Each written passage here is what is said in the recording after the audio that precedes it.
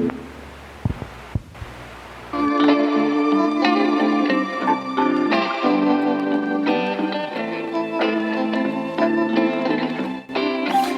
everyone to the second episode of The Pitch Perspective.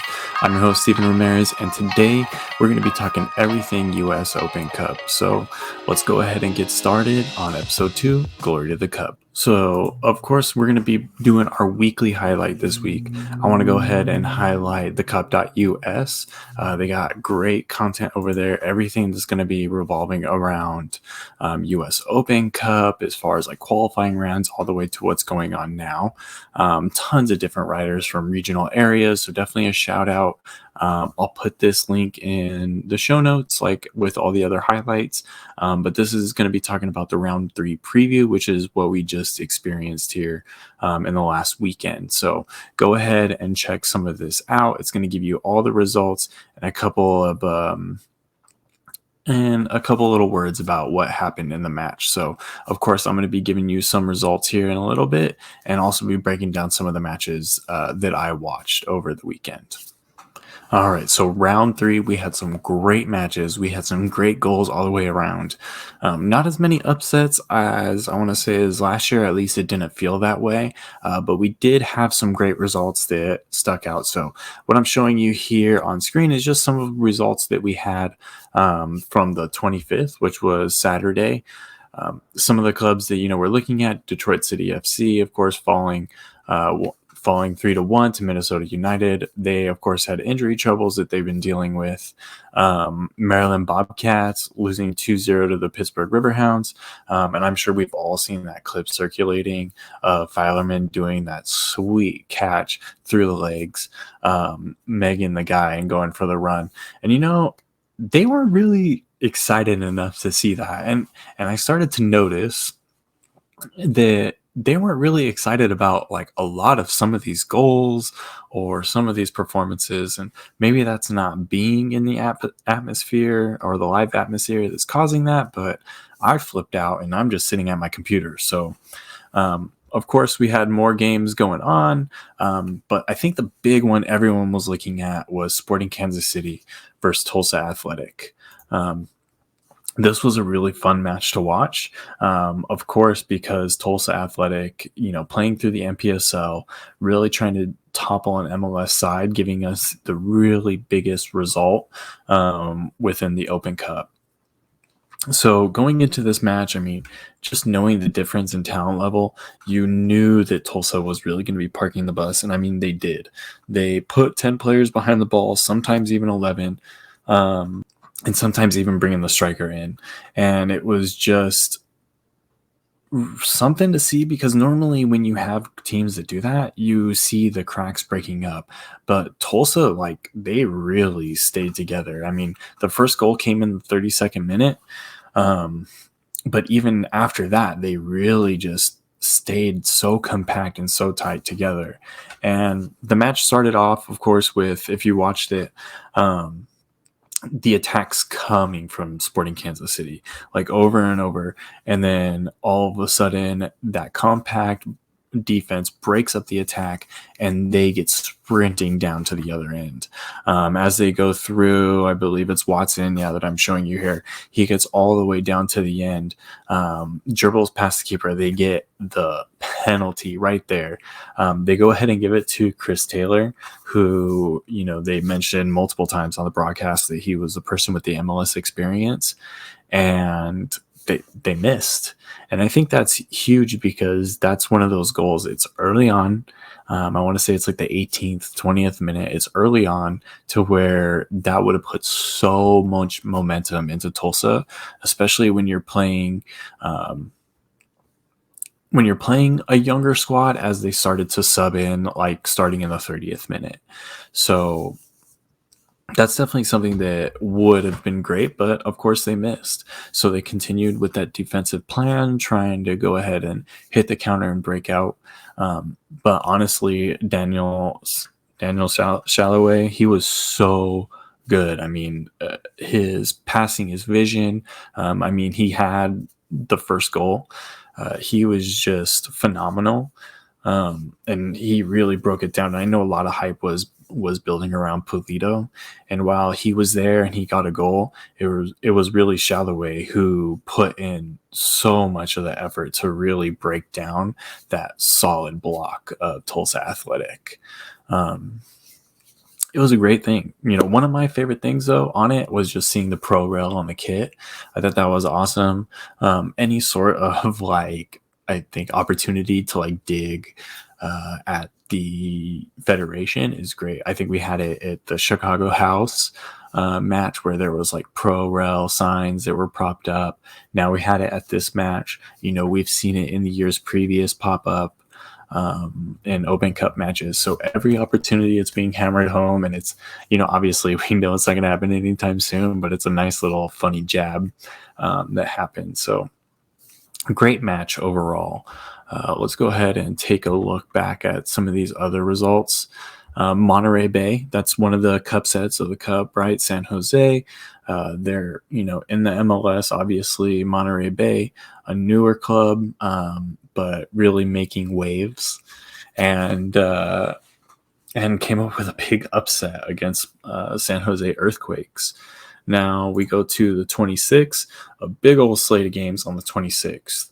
I think we were hoping to expect Louisville City to do something, and unfortunately Cincinnati got past them. The Miami Derby went to penalties, which was, a pretty big game, I think, for both sides, right? This is Inter Miami's a new club within the MLS.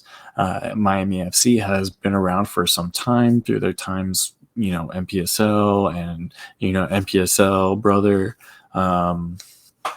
And they really took it to them, and they played an even match. Inter Miami won in the penalties there. And, of course, or unfortunately, I should say, Chicago House losing to the Fire in the Wilt on Wilt Derby. I think just getting there though is like so huge. I tried to go back and watch this match and was just having broadcasting issues with the Fire stream. But just from what I was able to see on socials and through like highlights, just the opportunity in general, it really created a lot of buzz. I think part of that is Peter Wilt, right? Like he has so much history within the Open Cup just for the cups that he won with the Fire. But now having multiple clubs participating in the cup this year that he was a part of is huge. And I think that in itself gave a spotlight to Chicago House, which is good for all of lower league soccer, because this is an amateur club who wants to go back to being pro, right? And they're showing that they can be competitive at an amateur level. And of course, we've seen that in their lower league play, but now being able to, face bigger squads and, essentially move on and get this opportunity against the Fire really is going to be beneficial to them in the future, and just giving the sight on lower league soccer in general. Like we're going to see more of these stories that's going to be about amateur clubs, and I don't think it necessarily has to be with someone toppling a giant. I think it can just be a good run at this point about a club that has great fandom. And if we continue to have, better travel situations where fans from both clubs that can come in, I think that is just going to help the growth even more. Of course, I'm kind of running on a tangent here. They will kind of get into the benefits and where the shortcomings are in the U.S. Open Cup. But we should probably get back to the matches here. So Nashville beating San Antonio, New Mexico over Phoenix, and Sacramento over Oakland. Sacramento had that great cup, almost won the Open Cup last year. So excited to see how they progress in the final rounds. But I, as a SoCal native, I wanted to check out San Diego Loyal versus Seattle Sounders. And wow, did I pick the right match. 9 goals. And it wasn't just that there were 9 goals. There were 9 crazy goals. There were 9 heart. I mean, not heartbreaking, but adrenal. They were just amazing goals. Like I don't even know what like adjective I need to kind of like describe it, but they have some of them happen at the last minute. Some of them happened in response. I mean, it was tit for tat the entire match throughout. One of the ones that I loved was Kyle Adams. The third goal in the 90th minute just smashed the ball right into the back of the net. No one saw it coming. Definitely not the Sounders keeper. And it was my favorite goal of this whole round so far, or at that point, which was at the end. And, part of that was redemption. So, Seattle started out this scoring with just San Diego's defense kind of looking just not with it, not understanding the game plan, out of their depths. The first goal happened because Kyle Adams, the one who scored the third goal, fell asleep. He fell asleep right at, looking at the ball, what was going on, didn't even realize what happened. And while everyone's like scrumming for some call, Freddie Montero puts it away. And I think after that, you saw Adams trying to push for that moment of redemption to get his club back into what was happening, get back into the game. So he dug on. So seeing that 90-minute goal, seeing that emotion, I mean, and this was actually a call that announcers got hyped about. That was just insane. But then it went into extra time, and Seattle goes up, San Diego starts to come back. But great performances all the way around. Seattle's kids looked really good. And when you look at San Diego Loyal, Joe Corona, he really stepped up to the plate. This is someone, of course, who has experience throughout MLS with the national team in Mexico. I mean, the guy's got experience, and he came in and he put the Loyal on his back, and he was everywhere. He was part of every single attack. He made sure that he was dictating what was going on that pitch. And when you look at the stats, San Diego outplayed Seattle. And of course, goals, mean everything. But, when it comes to shots, when it comes to passing, when it comes to possession, I mean, San Diego was all over Seattle. And the biggest part of that was Joe Corona.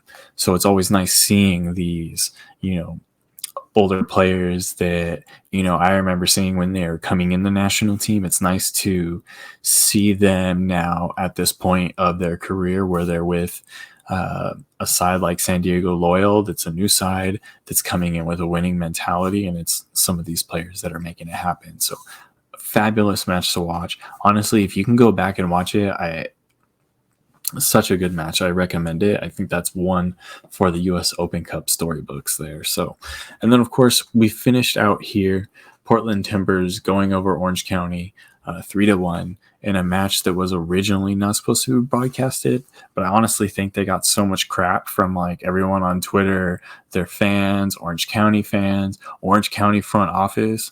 I'm sure they just got tired of hearing so much where they just all right, let's figure something out. CBS, go Lotso, throw it out. And, awesome. I'm glad we just got it out. And I'm glad that we talked a bunch of crap to make sure that it happened. Because honestly, I don't like bullying, but this was a good type of bullying, I guess. Because it's bullying the Timbers. That's perfect, right? So I'm glad they put it on. Unfortunately, Orange County didn't get the result. Now it's Monday when I'm recording this, and their head coach, Richard Chaplow, was actually let go. So we'll see what direction they're going in. But this year, the results haven't been there. And now they get to this point in the Open Cup, and the results aren't there as well. So upwards and onwards, I guess.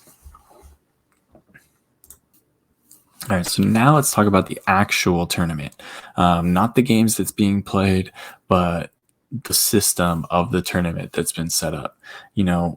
As a fan of lower league soccer, I love the Open Cup because it has so much history to it.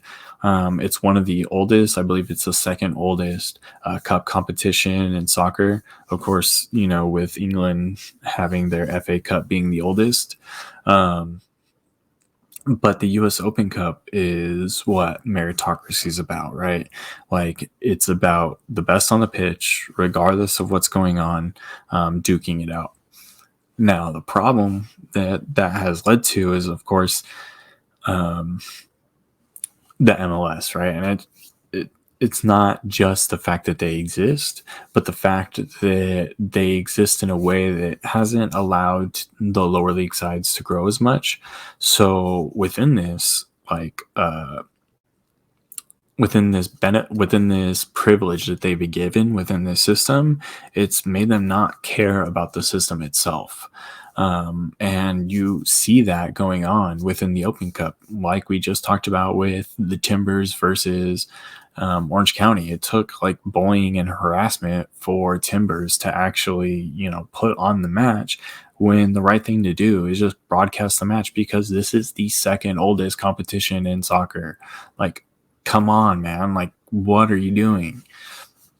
So we need to continue that path there. And I want to see those matches. I want to continue to see the cup sets, and that's what everyone's about, right? That's what everyone in lower league soccer wants to see.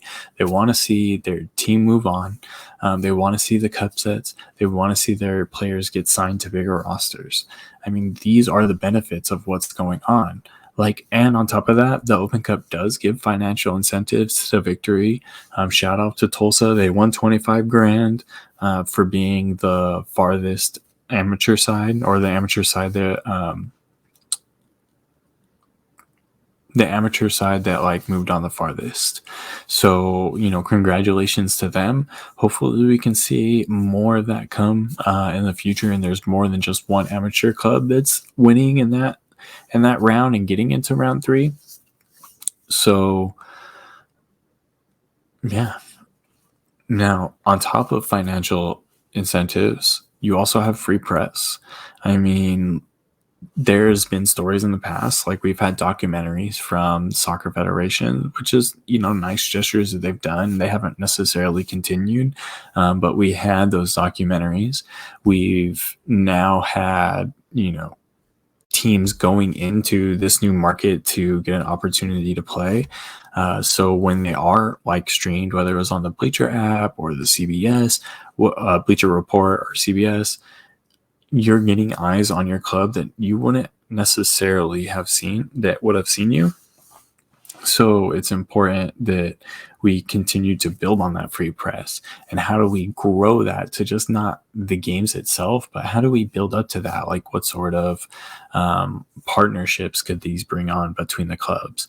Can they host something before, like a whole day's worth of events leading up to the Open Cup, where both fans kind of get to intermingle? They're both working within the community, like a small soccer clinic. I don't know, build some way, build some sort of partnership, so that way you can continue to build more free press for you.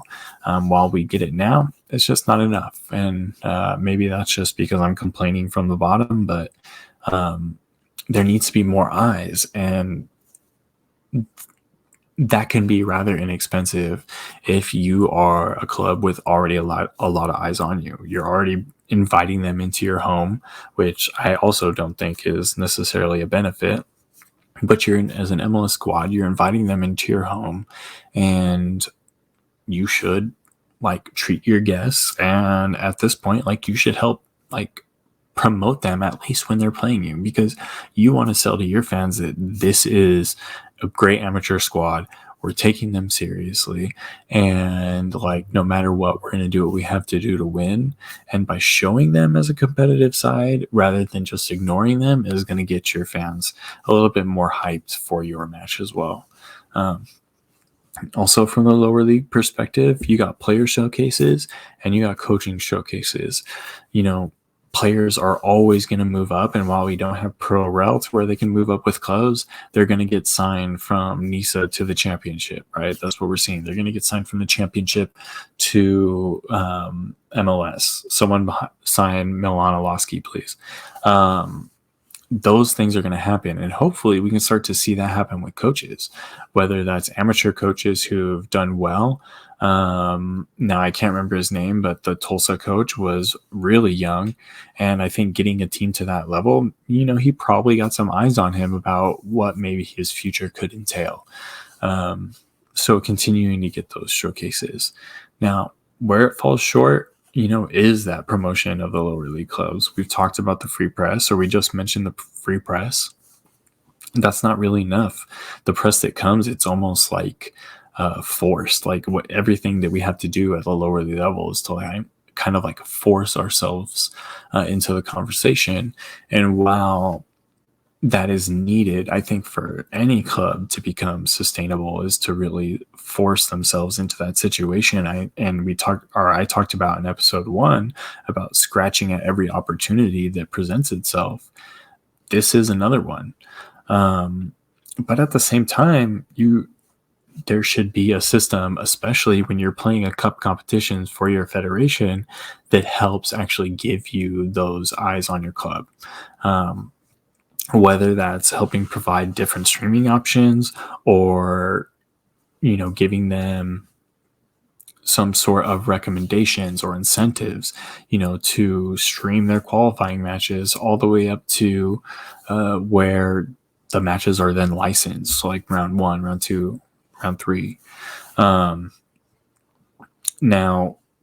I don't think streaming is necessarily being taken advantage of from USSF, but it is getting better because they can't just really toss it out to the clubs, because we've seen that before and it's not really the best thing ever.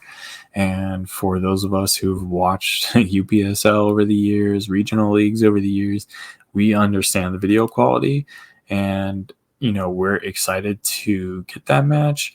But at the same time, MLS clubs aren't going to want to do that. So how can we give more streaming options and more incentives to help build that up for the lower league clubs, so that way they can stream all the way through? That allows USSF to promote these qualifying matches because they have film, they have highlights, and that's going to offer them more free press.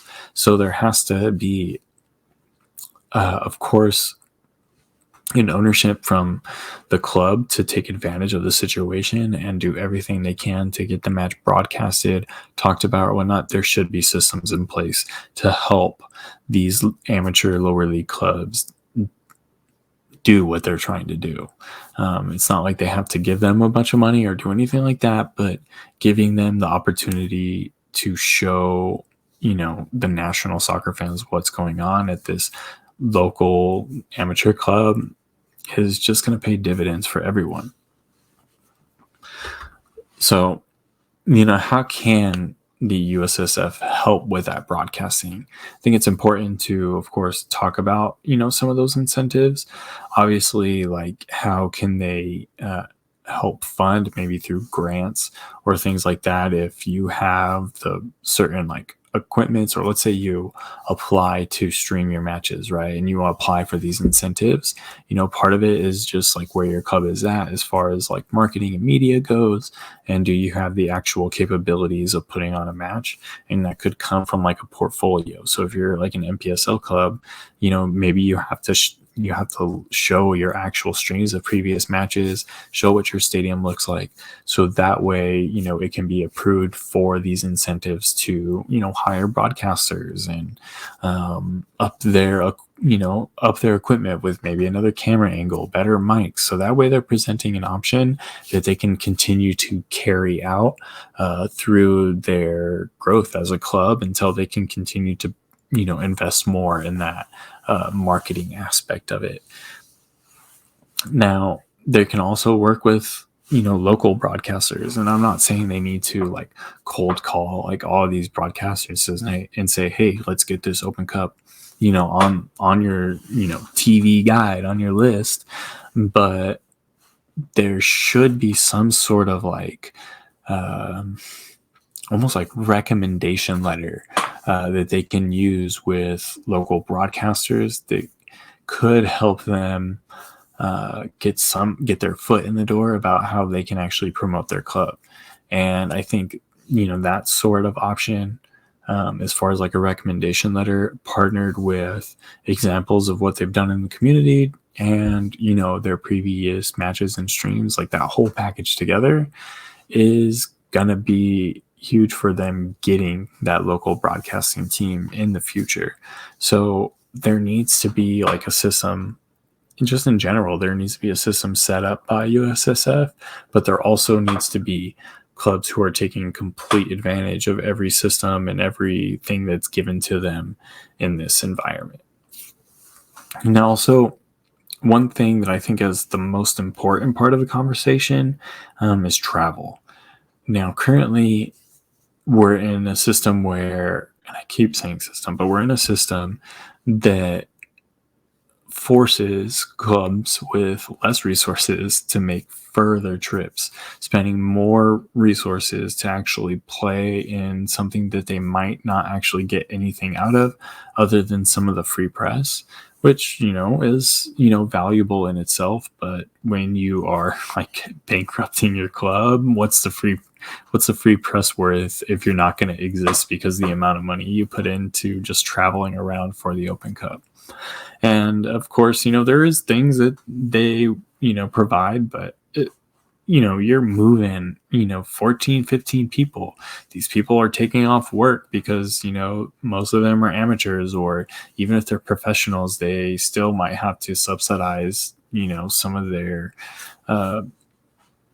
they still need to have another job just to kind of like help financially as they, continue to grow within the system of leagues. So that in itself can be such a hurdle because, we have to ask for time off, right? Like, what team or what employer on a whim is going to be like, sure, why don't you go ahead, take 4 or 5 days off, go out of state and do all this stuff. It's not viable. Like, you're not going to get paid for it. It's not like the MLS teams and players who are, already on this contract and being paid for these matches. Like, you're going in for the dream. And just, if they can X out that travel, give the opportunity to host these lower league clubs to host, this is going to eliminate some of that. You can be a local amateur player who has a 9-to-5, for a job around there, and he's going to have even more support because, he can get the day off to play the match, and a lot of people are going to be there supporting him because his community knows who they are. So it's important that we look at these hosting rights because that in itself can be huge. And not every amateur club is going to want to or have the capabilities to host an MLS side, but having the option of doing so is huge, and almost being similar to the streaming aspect, being incentivized to do so because you're gaining extra ticket sales from pro clubs, the travel's not as far, and you can host your own team. It's a recipe for success. So, and, finally, before we sign off here, I really want to focus on, kind of like the conversation that Pro Rel is kind of like digging up. And I think this is important to discuss with the Open Cup because while the results weren't necessarily in favor of the lower league sides in this Open Cup, like I think as some in the previous years, I think the storylines weighed more. I think the storylines got out further. I think having a team like Tulsa in there was able to push their brand a little bit further than some of the other clubs that we've kind of banked on, like Florida Soccer Soldiers. And it really set a good example for lower league soccer out there. And I think their impact with that, I think with Chicago House playing through, Monterey Bay beating San Jose, having, all of these different upsets throughout the first 3 rounds of the tournament, really stirred up the conversation about how far teams are. And like, let's just say are far from each other. And let's just say the San Diego Loyal and Seattle match. That match showed that San Diego can play in the MLS. They're not even at the top of the league in USL right now, and they took it to Seattle. And I understand Seattle was resting some players, but, so did San Diego. They had to bring in people late. And they showed with more possessions, more shot, looking dangerous, coming back. They showed that they can play in the MLS, and I think people are starting to see that. And now, since America is in love with Wrexham, that I think seeing these memorable stories are going to only happen more and more, because people are going to continue to invest in an open system and continue to invest in USL and other lower league sides. So I'm very optimistic about the Cup and some of the changes that I'm starting to see, or at least some of the comments and my perception of what all these stories and results look like. I feel like it's going in the right direction. And I know it's only round 3, and hopefully a USL side like Sacramento can go all the way to the finals and win it. But that remains to be seen. But I know I'll always be rooting for the underdog. I want it to happen. I want to see that history within my lifetime, and I know that it actually will happen. So, I once again just want to say thank you for being here. Episode 2, y'all. That's 2 weeks in a row. We're going to be releasing our stuff on Tuesdays every week. If I am not going to post for a week, I'll let you know. But I'm excited because we got USL League 2 starting. Now that we're getting a little bit further, we're going to be looking at, some of the other regional leagues. We got some of the WOSO leagues kicking off. There's finally going to be some soccer to talk about, and it's not just going to be US Open Cup. So I'm feeling excited. I'm stoked. Make sure you check out the cup.us. Of course, links are going to be in the show notes. Make sure you are getting the apps, Bleacher Report, the Golazzo. Check them out. If they're going to continue to host matches for the US Open Cup, we need to be ready. We need to be ready to watch all of those. So get them on. Make sure you're streaming. And lastly, of course, like, subscribe, follow us. You can follow me at SteveLFC on Twitter. Follow the podcast at Pitch Perspective on Instagram and Twitter. You can just see it ticking. Other than that, thank you, and support local soccer.